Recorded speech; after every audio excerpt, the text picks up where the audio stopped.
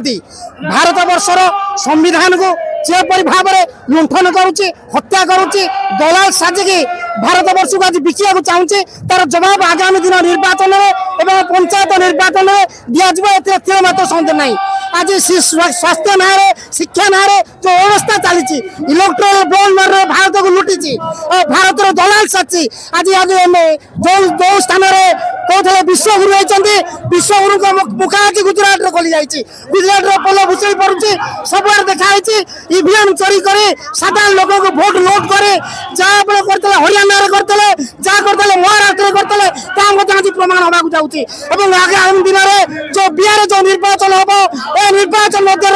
आम मुख्य दाबी रही ईवीएम बंद करो ईवीएम बंद करो बोलिकी जो निर्वाचन कमिशन को चैलेंज करे जो भोट साधारण लोग भोट को लुट कर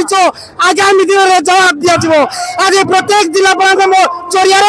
आम निर्वाचन कमिशन को दरखास्त देचु जो भारत वर्ष में गणतांत्रिक पद्धति निर्वाचन कर देख निर्वाचन में कार विजय होची धर्मर विजय होची कि अधर्मर विजय होची तेणु प्रमाण करवा आगामी 2029 मसीहा से राहुल गांधी भारत वर्षर सर्व पुरातन